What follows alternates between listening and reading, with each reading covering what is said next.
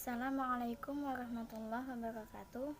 Saya Nu'matul Hurrah, NIM 3119024. Di sini saya ingin menjelaskan sedikit mengenai penerjemahan Al-Quran di Indonesia, di mana terdapat metode dalam penerjemahan Al-Quran, yaitu ada dua metode yang digunakan dalam penerjemahan Al-Quran. Pertama, metode harfiah, dan yang kedua, metode tafsiriyah.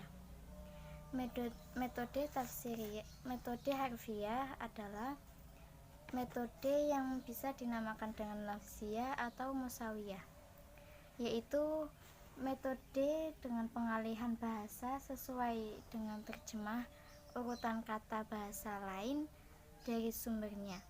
Terjemah ini dilakukan dengan cara memahami teks. Terjemah harfiah sangat setia dan taat dengan teks, berakibat atau keterpakuan dalam penerjemahan yang sesuai dengan teks. Ini berakibat pada penerjemahan ini bisa mengakibatkan penerjemahan yang kaku, rigid, dan saklek karena penerjemahan menerapkan aturan-aturan dan tata bahasa Arab ke dalam bahasa Indonesia.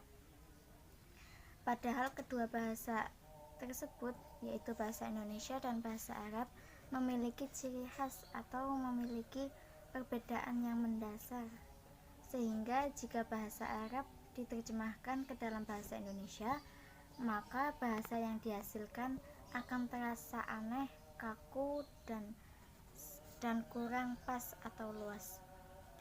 Metode yang kedua yaitu metode tafsiriyah.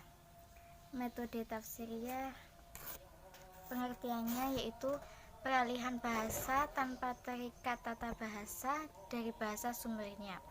Yang menjadi titik fokus pada penerjemahan tafsir ini adalah pemindahan makna setiap kata atau kalimat.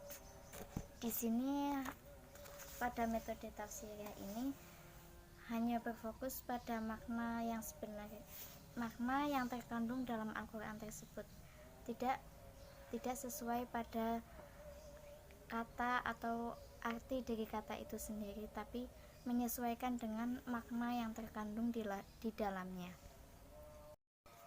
Menerjemahkan Al-Quran bukanlah suatu hal yang mudah, jangankan ke dalam bahasa lain. Bahasa Arab itu sendiri juga sukar untuk dipahami. Dengan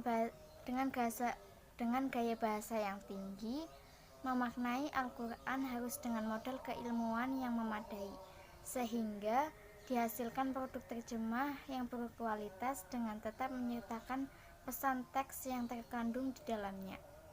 Sejarah mengenai penerjemahan Al-Quran sudah ada sejak zaman Rasulullah SAW, di mana pada saat itu sudah ada penerjemah Al-Quran yang dilakukan oleh para sahabat, yang mereka langsung menanyainya kepada Rasulullah. Di Indonesia, penerjemahan Al-Quran ke dalam bahasa Indonesia dilakukan oleh beberapa ulama, di antaranya seperti tafsir Quran Karim karya Mahmud Yunus, tafsir An-Nur karya As-Siddiq, dan beberapa karya lain yang masih banyak lagi. Dalam proses penerjemahan Al-Quran tentulah ada problematika di dalamnya, apalagi di Indonesia. Dalam penerjemahan Al-Quran melalui metode tafsiriyah maupun harfiah, ada beberapa problematika di dalamnya. Kesalahan penerjemahan tentu bukanlah hal yang sederhana. Akibatnya bisa menghasilkan berbagai multi interpretasi, atau salah dalam mengartikannya, atau salah dalam memahami pesan-pesan Al-Quran tersebut. Bagi pembaca, maka akan mengakibatkan pemahaman yang salah pula dalam memahami dan mengamalkan teks Al-Quran. Akibatnya, kesalahan-kesalahan itu akan mengakibatkan pesan yang terdapat dalam bahasa sumber tidak dapat dipahami sesuai dengan akidah as-shahih. Itulah sedikit penjelasan mengenai metode dalam penerjemahan Al-Quran, yaitu metode nafsiyah dan metode tafsiriyah. Untuk selengkapnya bisa membaca di beberapa jurnal-jurnal yang ada di Google Cendekiawan. Silahkan teman-teman bisa membacanya. Terima kasih. Sekiranya ada kesalahan mohon maaf.